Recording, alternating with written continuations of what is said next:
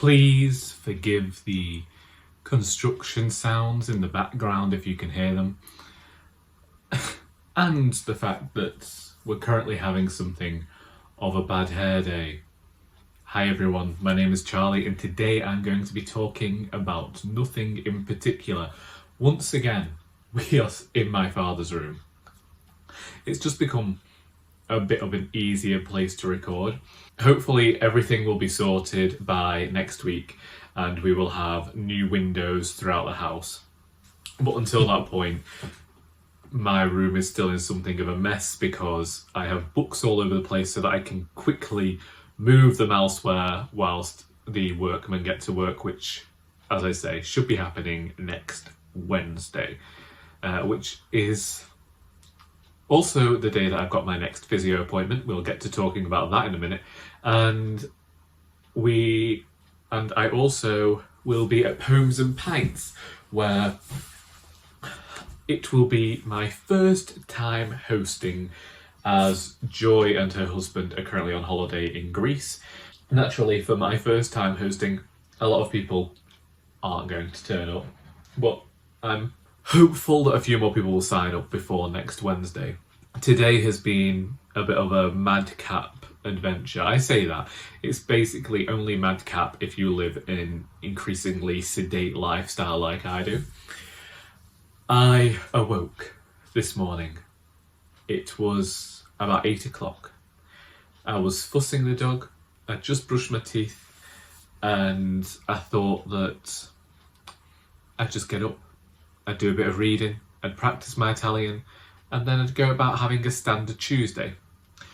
Of course, we had the bank holiday yesterday, so I've already had more than one occasion to relax this week. But I did go for a nice jaunt with my sister around the forest yesterday.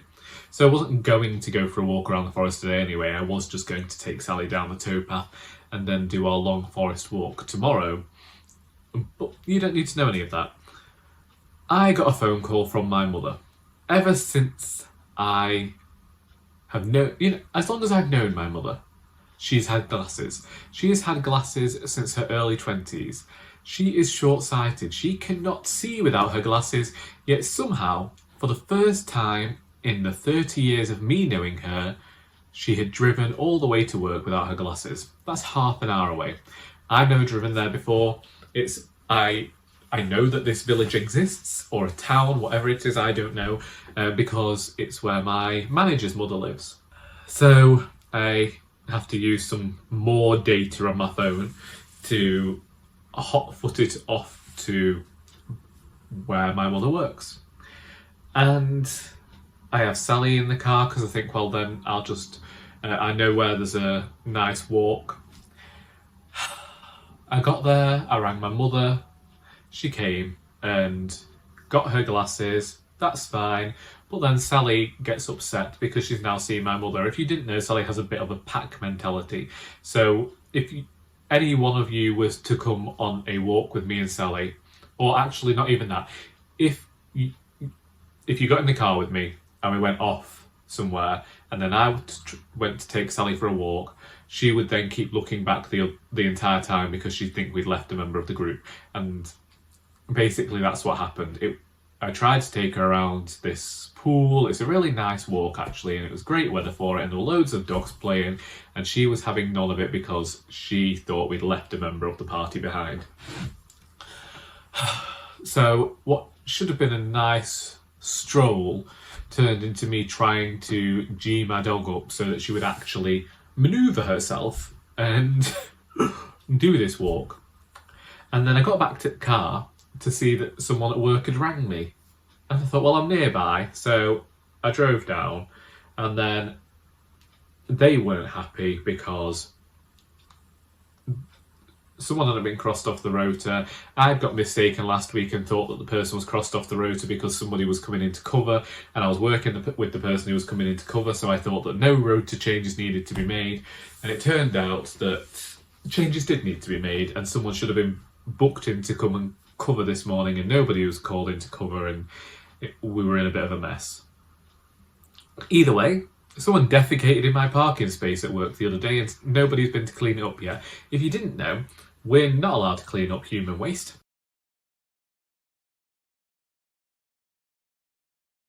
When I worked in a different one of our shops, it saw the entire car park get shut down whilst they waited for the cleaners to come in and sort it, because it's seen as some sort of health hazard. I can't remember. So that's still there. That's fun. Then I came home and I had my first cup of coffee, my first drink of the day at 11 o'clock. I told everybody I saw, I'm sorry, I'm in peasant garb today, because I literally grabbed the two things. These are like dog walking clothes. They are jogging bottoms that I got from the charity shop for about £1.50 because they're really cheap jogging bottoms. And this is literally my lounge. It's basically a lounge around the house thing, unless I'm feeling a particularly lackadaisical type of way, which is when I'll wear it to work.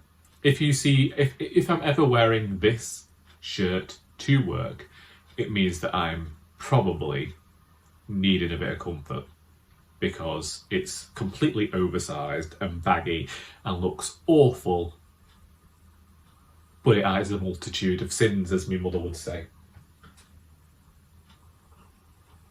So when I last spoke to you, I talked about a health update. That's what I called it, a health update edition.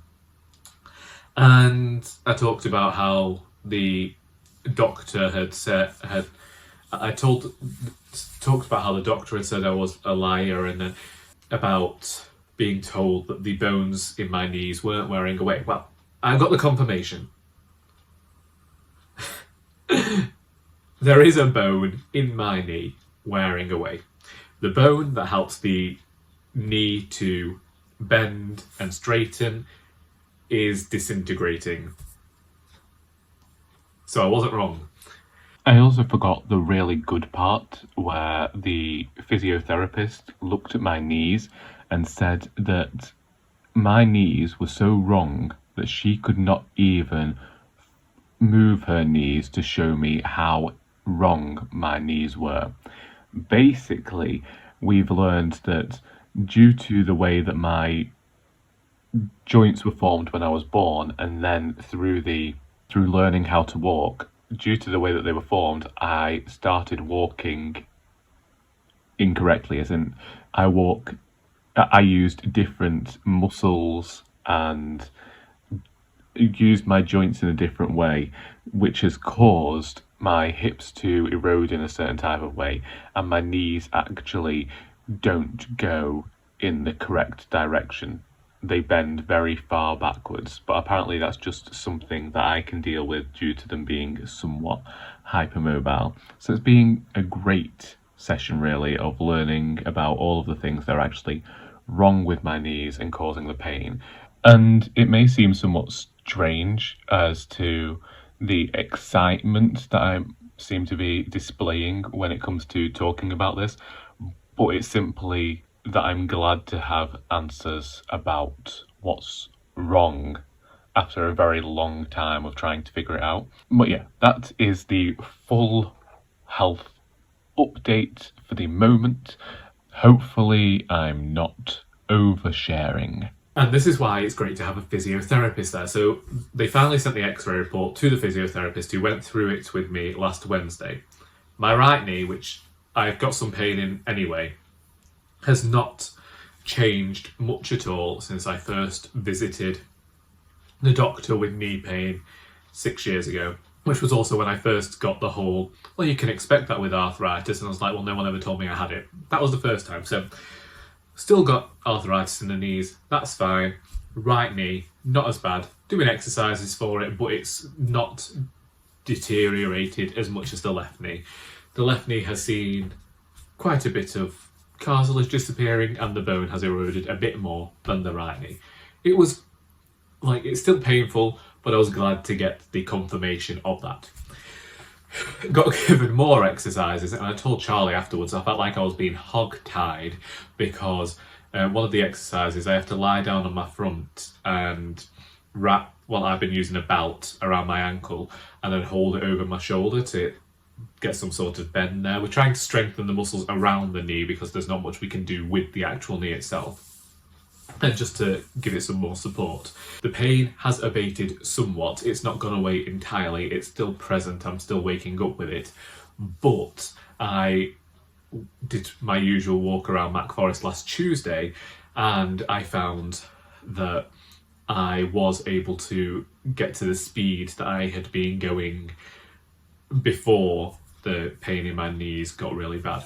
However, as the physiotherapist said at the time as well, that could be due to the fact that we are experiencing some warmer weather at the moment. Either way, I don't want to question it too much. I was just glad to finally have the confirmation that I wasn't wrong when I was told that the bone had worn away. That's one of the things where they can just, they have to hoover out the knee. I heard about it because I had a grandfather who had it done. And I'm talking nearly 30 years ago because he's been dead for 21 this year. Well, been dead 21 years this year. So I have these 2 weeks of exercises, and then I see my physiotherapist again next week, and I don't know whether I get to see her anymore after that. I'm not sure how many sessions you get with the NHS. I know how much it is outside of that, and it is something that I wouldn't be able to afford. Like, if I was doing this myself, it would have to be valuing in expenses and stuff. I could probably maybe afford to see the physiotherapist based on their costs once every 3 months. Like, just looking at like calculations of bills and stuff and all that, that's probably a fair estimation. But also, like, if I've got the exercises and we're only strengthening the bone anyway, maybe that would be okay. We will see when I speak to her next Wednesday. Otherwise, it's just been work. My manager was off last week, so I was covering. I went in, there was no overtime. I went in the normal days, but I got to cover and I got to shout at people. I wasn't supposed to be shouting at people, but I'm just old and obstreperous, and sometimes people frustrate me. And sometimes I just get weary of like commonplace human things. So I just told somebody who was getting into a row, I said, look, this is your argument. I don't want to be part of it. I just said it a bit more forcefully than that. However, since last we met, I read a fantastic book called The Refugees by Viet, Thanh, Nguyen. I know Charlie talked about this on Sunday because as I started reading it, and the first story, I was reading parts and I just felt like it was a Charlie story. I sent her a picture which she included in her video, so go over and watch that if you want to get a proper estimation of the story. But I told her the first story in this collection felt like what Wandering Souls was trying to do, but managed to do it in 23 pages. And this is to do with the fact that we also have mention of siblings on a boat. We have mentions of how awful it was to be on those boats as well, but also the way it affected the people who remained behind. And we have the talk of ghosts. And there was something fantastic in the tale about even if you did get to see a lost loved one after an extended period of time, it would never be enough time anyway, because you would always have more to say, and they've only come in within this story for the purpose of getting something off their chest. So that first story was just a brilliant start, and there's only one story in the entire collection that I did not think was on a par with every other one of the tales, but I think that they're all dealing with, as it says in the title, the refugees, the descendants of Vietnamese people, be they in America, be they still in Vietnam. And we get to see how how people live their lives, how lives have been affected, the reparations certain people try to make for ancestors' actions. It doesn't just deal with Vietnamese characters either, there are some American characters in there. And it delves into their relationships with Vietnamese people as well. I just thought it was superb.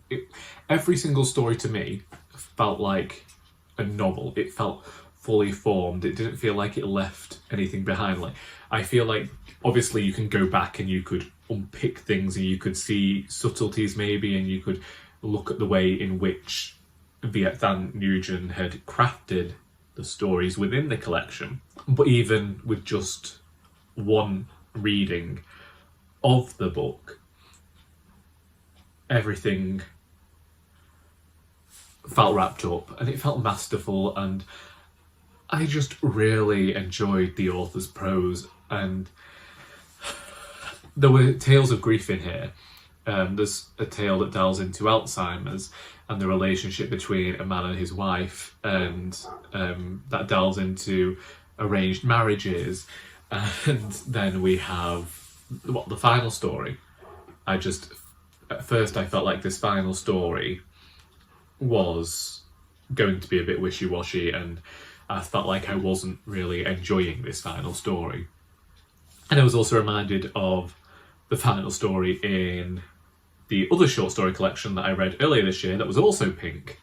That it was You Will Not Be Forgotten. And basically, the final story in that sees a woman whose daughter died years before, immediately had another daughter and has forced her to live the same life that the previous daughter lived, down to telling her what she likes, telling her all of the previous daughter's memories and the way that her daughter behaves to try and make the second daughter exactly like that. In the final story of the refugees, a man got sent to a re-education camp, and whilst he was there, his wife fled to America with her 3 children. And when the man left that camp, however many years later, he then chose to recreate the family with another woman and gave all of those children the same names as their older siblings, as though he was trying to recreate what he had lost. And it was interesting to see that similarity in terms of a story, but that's also why I was feeling a bit like this has been done before. And then something unexpected happened, and perhaps the author had been leading up to this and I failed to notice that. That is something that I, again, would appreciate going back and looking at this story again now that I've read it and seeing whether there were any hints to this thing happening. But the entire time I'm watching the actions of the protagonist that we've been following in this story, thinking, don't do what I know you're going to do. Don't do it. This is going to cause so much aggro. Just leave it. And this protagonist did something, and it felt like the right ending for the story. I understood why it had happened, but it just ends before you get to see any of the fallout from that, which I appreciated, because you just know whatever the actions this character has taken, the conclusion to that action is not going to be good. It works in a different way to the first story, because if I told you, it would probably spoil the stories, but basically the final story seems like the ending of the final story seems like the entire converse to the first story. Contrasts perfectly, and I appreciated that. If you enjoy short stories, then I think that this is a fantastic collection, and I can understand why other people have enjoyed this writer's work in the past and will be interested in going and reading the Sympathiser, the novel the author wrote now. Then yesterday I started reading Yellowface by R.F. Kuang, or Rebecca F. Kuang as she is referred to on the cover of this book, and I am not enjoying it. I am now 100 pages in, there's 200 and something pages left, and so far, from the page 20 point, when the driving force of this novel happened, like the moment, the incident that sets this novel off took place about 20 pages in, and since then I just had 80 pages telling me the way in which the publishing world works. And I understand that for the everyday reader, telling people all the ins and outs of the publishing industry might be interesting, but as somebody who knows the way in which traditional publishing works, it just feels like I'm being told a load of information. Well, actually, you are being told a load of information, but I'm saying that it might be more interesting to somebody who doesn't know about traditional publishing to see how this works. But there's not really that much of a story taking place. You're just running through the ins and outs of the publishing process, and I just find it incredibly tedious to read. There's not much characterization going on, and it doesn't really match the prose that I've seen from this author in the Poppy War trilogy or in Babel. And yes, I'm going to continue calling it Babel. I know the author calls it Babel, but there's an English and American pronunciation, and I'm going with Babel. But yeah, Yellowface just isn't impressing me. But that's, equally, Babel didn't impress me when I read that last year. Maybe I enjoyed the Poppy War trilogy and I'm not going to enjoy anything else that this author writes. We will see. I will give her another chance with the next book.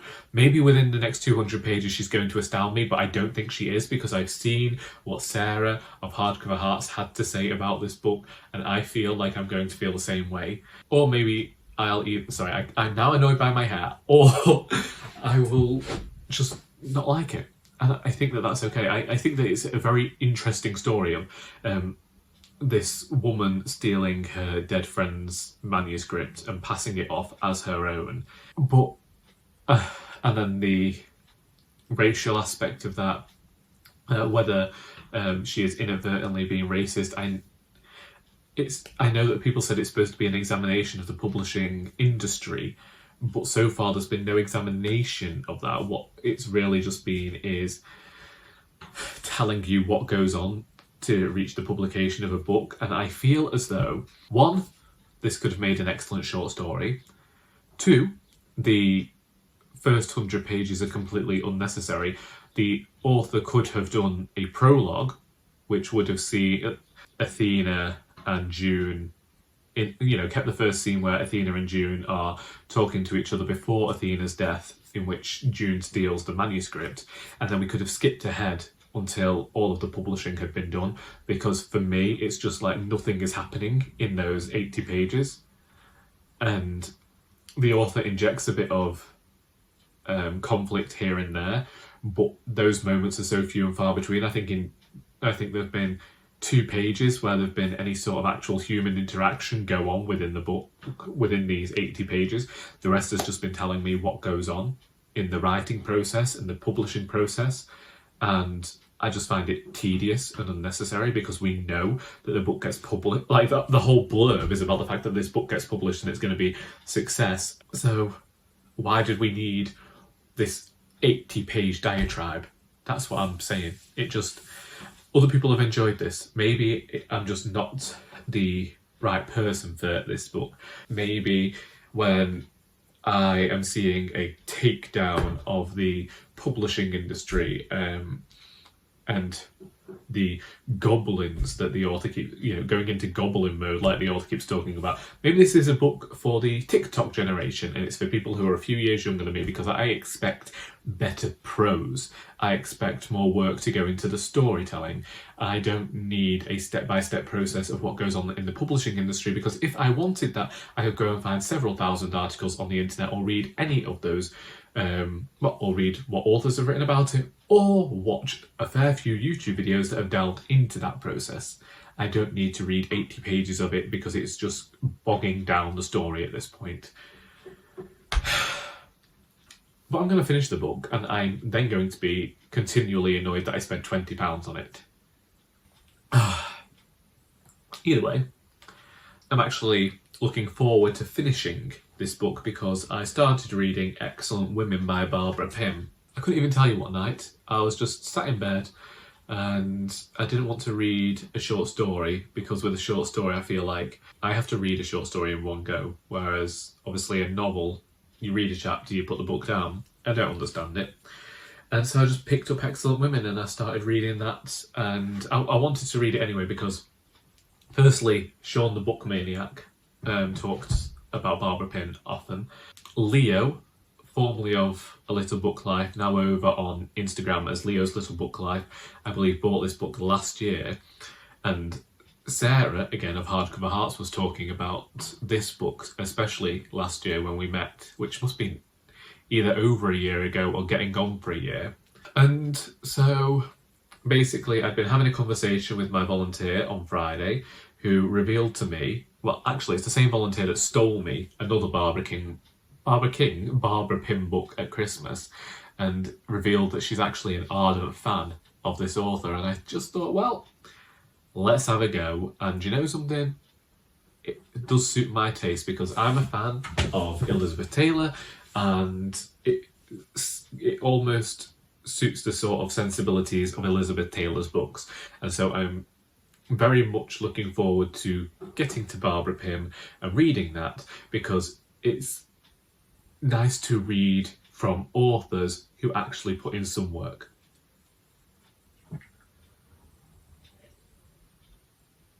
And I'm not suggesting that modern day authors don't work hard, but sometimes, and yes, I'm talking about Yellowface here, Yellowface feels like it was rushed.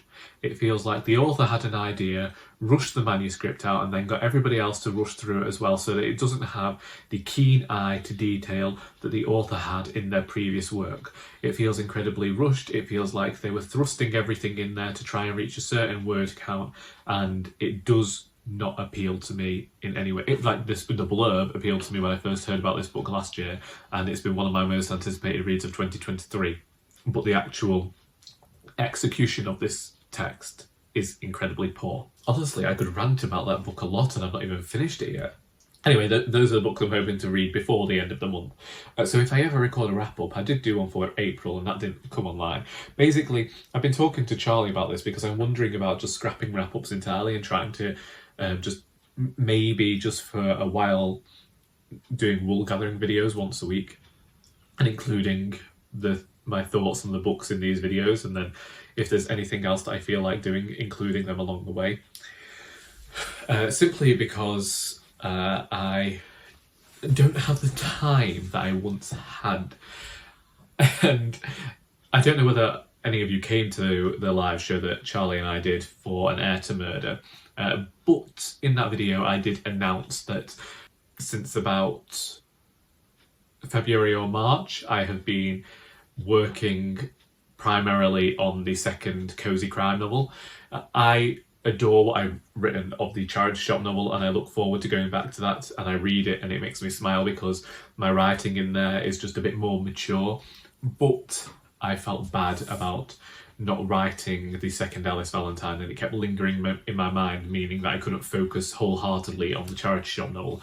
So I am now halfway, well, I'm just over halfway now. I was halfway before. I'm just over halfway into the second Alice Valentine book. It is entitled Mistakes Make Murder. There is a Goodreads page for it which will tell you the blurb. I have no idea when the book will be coming out. I've not contacted Dane yet to see whether he can edit the thing, but we made the announcement because we'd always planned to make something of an announcement in that video. I had hoped to try, speaking about rushing writing, I'd hoped to try and get the book written a lot faster than I know that I'm capable of. But the book is being written, and sometimes I worry myself that the book is too much like the first one. And reading An Heir to Murder last month, certainly, or was it this month? I read An Heir to Murder at some point this year, and it really reinvigorated certain aspects that I want to bring into this book, and certain things that I think I might need to change because they're too similar to the first. Hopefully I will finish writing this book within the next 4 months. I'd hope to get it done by August actually, and then see about getting beta readers to read it, getting their opinions, sending it to Dane, and then I might bring it out next year, which would fit in with my whole thing of releasing a book every 2 years. But it's also incredibly frustrating to anyone who read An Heir to Murder when it originally came out, because that will be 4 years since the first book, and I never would have wanted anyone to wait that long. I just didn't expect Royally Doris to take as long as it did. Speaking of Mistakes Make Murder, and my own writing, as I've said, the poetry collection is finished. I don't yet know if I want to bring it out this year or if I want to wait. However, I have started writing a second poetry collection. I might have talked about this already, but I realised that when I wrote a certain poem, that doesn't belong in this collection, and that's when I realised that the farming collection was done. So the first poetry collection I have planned deals with my family's history of farming, a few other agricultural aspects, and then just tales that I've heard from farmers over the years, and it's just poetry. It's poetry about the countryside and farming and my family's history and certain aspects of being the son of a farmer who doesn't want to farm himself. I've talked about that before, but the second collection is currently just about spring. And I really want to just capture in one poem, that's what I'd like, those spring days where it's nice and warm and there's maybe a bit of a breeze and it's almost calm and tranquil. That's what I'm looking for with the next collection. I'm looking for tranquil poems. Which just sounds incredibly pretentious at the moment, but I've actually written, is it 5? I think I've written 5 poems for this collection. It's speeding along because I'm just constantly getting ideas for it whenever I'm on my walks. And so that's what the second poetry collection is going to be about. When I finished the Alice Valentine book, I plan on going back and working on the charity shop book, because certain aspects of the charity shop book inform Alice Valentine, even though there are characters who are not going to appear at all in the Alice books. Maybe they already have appeared in the Alice books, but you'll just get a bit more of the history. It's one of the things about all my books. You don't have to have read them all. It's just like little nuggets of information that might make you smile. They're all connected in a certain type of way. I don't know why I do it. Every time I think of writing a new book, I'm like, it's not going to be connected to Partridge Mews, and then I connect it to Partridge Mews because it's just the way that my mind works. Because I end up thinking, well, I've already got this character, let's just use them. I don't think that I've actually been watching anything new apart from Drag Race All Stars 8, and I was talking to Charlie about that as well, because I said I think I've had the realisation that the reason I'm not enjoying this series as much is because I didn't like most of well, it's not that I don't like them, I don't know them, but you kind of root for certain people when they're on a reality competition, and I wasn't rooting for any of these people, so the fact that they've returned, I wouldn't have minded never seeing them again. So that's that really. And also I just don't much care for the people. They all seem incredibly loud and horrible. But I've had some recommendations of TV shows. Maryland with Saran Jones, Colin from Accounts, which is on iPlayer, and I might get to them eventually. Music-wise, I've just been listening to my Spotify playlist, and I think that I finally found the song that I've been searching for 4 years, and I've mentioned it to a few people now, but the more I listen to it, the more I begin to doubt myself. But then I have to remember that I was mildly inebriated all those years ago, and if it sounds right, maybe I should just say that the search is over. I don't know. But wait, oh no, I did listen to something new. I discovered that Lissy, one of my favourite singers, had released an album last year that I didn't know about called Carving Canyons. And I think that there are 12 songs on there, and I liked 10 out of the 12. And maybe the other 2 will be growers rather than showers. There are some nice sad songs on there, and I love a good sad song. Also still listening to the Books Unbound podcast with Ariel Bissett and Raylene, and when I listen/watch their podcast, I just really enjoy my time hearing about the books and just hearing two friends chat. And I've said that when I listen to them, it reminds me of when Charlie and I will do our videos and just chat and have fun with each other and talk about books. And it's just like, I just enjoy that. To hear two people chatting books, it just really appeals to me, and that's why that podcast appeals to me. And I keep mentioning it to everybody, and you've probably all been listening to it already, and it's just something that I'm falling into listening to pretty late, but I'm enjoying it. I also bought a tape player, a cassette player, a few weeks back, just so I could listen to my Miss Marple cassettes again, which I plan to do whilst I write some more of the second Alice Valentine book. But that's that. That's me. I don't really think that I've got any more to say, except for what you're reading, what you're writing, what you're watching, what are you listening to. I hope that you, well actually, if you've read either of the books I talked about today, any of the books I talked about today, then please feel free to discuss those in the comments, because Until next time, that is all.